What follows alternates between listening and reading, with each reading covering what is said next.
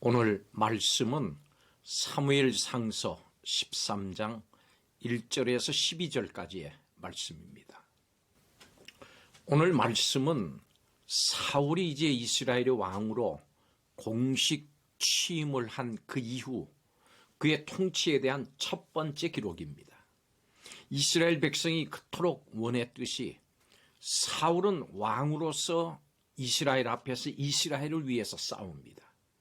사울의 아들 요나단은 게바에 있는 블레셋의 요새를 공격을 하면서 전쟁이 이렇게 전면적으로 확대되리라고는 예상하지 못했을 겁니다. 요나단의 공격에 블레셋이 대규모 군대를 이끌고 이스라엘을 침략했습니다. 그러자 미처 준비하지 못했던 이스라엘은 대단히 당황합니다. 암몬과 전쟁할 때 하나님의 영이 사울에게 크게 임해서 이스라엘이 넉넉히 승리했던 그것과는 다르게 이제 백성은 두려워 떨고 사울은 거룩한 제사장만이 드릴 수 있는 제사를 직접 드림으로 하나님 앞에 큰 죄를 짓고 맙니다. 사울은 자신이 직접 번제를 드린 것에 대한 이유를 갖고 있었습니다. 사무엘이 약속한 7일이 지나도록 오질 않고 블레셋과 싸우기 위해서 길갈에 모였던 이스라엘 군대의 사기는 계속 떨어져서 도망하는 사람들이 많아지고 블레셋은 언제 쳐들어올지 모르는 그 상황에서 하나님께 제사를 드림으로 하나님의 도우심을 속히 받고 싶었던 겁니다. 그럼에도 불구하고 이러한 상황들이 하나님께 부여받은 권한을 넘어서는 이 사울의 죄를 결코 합리화시켜 주지는 못합니다. 왕이라고 할지라도 또 상황이 아무리 급박했을지라도 하나님께서 제사를 위해서 친히 세우신 제사장이 아닌 사람이 하나님의 제단을 범한 그 죄의 무게는 참으로 무겁습니다. 성도 여러분, 우리는 악한 영이 들끓는 이 세상에 살아가는 하나님 나라의 백성들입니다.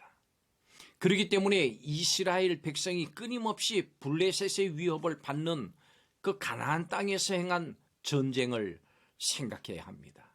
성도는 세상에서의 싸움을 어떻게 이해를 하고 또 감당해야 할까요? 오늘 말씀을 통해서 살펴보겠습니다. 첫째로 성도는 영적인 전쟁을 하는 사람들입니다. 성도는 자신의 믿음을 흔들려고 하고 세상과 욕심을 따라서 살게 하려는 악한 영과 끊임없이 싸워야 합니다. 악한 영은 성도가 하나님을 떠나서 살도록 끊임없이 유혹을 하고 또 위협하기 때문입니다. 그렇기 때문에 우리의 싸움이 혈과 육의 싸움이 아닌 영적인 싸움이라고 하는 것을 인식을 하고 적극적으로 이 싸움에 임해야 합니다. 영적인 전쟁은 하나님만을 섬기기 위해서 믿음으로 세상에서 활동하는 악한 영과 싸우는 겁니다. 사울의 아들 요나단은 블레셋의 수비대를 치는 용기 있는 행동을 했습니다. 사울은 이 일을 통해서 백성에게 전쟁에 대한 소식을 알렸고 백성들은 길갈에 모였습니다. 앞으로 일어날 더 큰 전쟁을 대비하는 것이었습니다. 이들이 이제 이 대적 블레셋과 싸울 태세를 갖추었다면 그 다음엔 무엇을 생각해야 할까요? 두 번째로 성도는 대적과의 싸움에서 두려워하지 않습니다. 자, 싸우기 위해서 모였다면 이제는 그 마음을 끝까지 잘 지켜야 됩니다. 이 싸움은 하나님을 위한 믿음의 싸움이고 성도가 꼭 이겨야 할 중요한 싸움이기 때문에 도중에 포기할 수 없는 싸움입니다.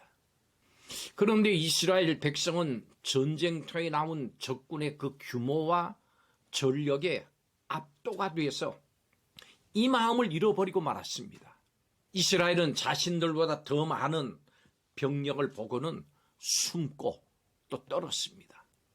여러분, 우리 역시 그럴 수 있습니다. 믿음의 싸움을 싸우려다가 상대의 지위나 능력이 내 자신의 지위나 능력보다 훨씬 큰 것을 보게 됩니다. 내 자신의 신변이나 생계를 생각하면 적들과 맞닥뜨려 싸우는 것이, 또 그 일을 도모하는 것이 무모한 일처럼 여겨질 수가 있습니다. 그렇지만 그때 두려워하지 말아야 됩니다. 그리고 더 중요한 사실에 대해서 생각해야 합니다. 마지막 세 번째로, 성도는 대적과의 싸움에서 하나님을 의지해야 합니다. 여러분, 영적인 싸움에서 가장 중요한 사실은 바로 만물보다 크고 위대하신 하나님께서 성도와 우리와 함께 하신다고 하는 그 사실입니다. 이 사실을 온전히 믿을 때 두려워하지 않고 하나님께서 원하시는 선한 뜻을 따라서 싸워나갈 수가 있습니다.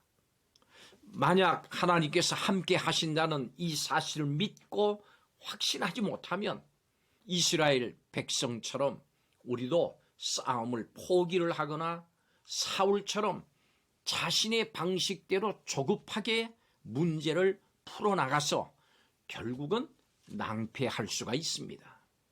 12절의 말씀은 이렇게 말씀합니다. 내가 이르기를 내가 여호와께 은혜를 간구하지 못하였다 하고 부득이하여 번제를 드렸나이다.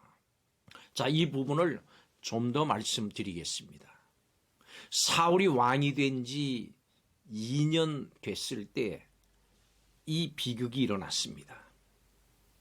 블레셋과의 전쟁을 앞두고 영적 지지와 확신이 필요했던 사울은 정해진 날까지 사무엘이 오질 않으니까 직접 번제를 드렸고, 이것을 책망을 받자 변명을 했습니다. 여러분, 누구에게나 사정이 있습니다. 아담에게도 나름대로는 선악과를 먹지 않을 수 없었던 상황이 있었습니다. 더구나 사울은 하나님께 예배를 드린 것이었습니다. 그렇지만 그것은 인간의 상대적 가치관에 의한 것이지 절대자 하나님은 그것을 다르게 판단하십니다. 하나님은 겉으로 나타난 행동이 아니고 그 마음속에 자라는 악을 보신 겁니다. 사울은 권력에 심취하면서 자신의 통제력을 잃고 있었습니다. 최고의 자리에 오르면서 무서운 상대가 없어졌습니다.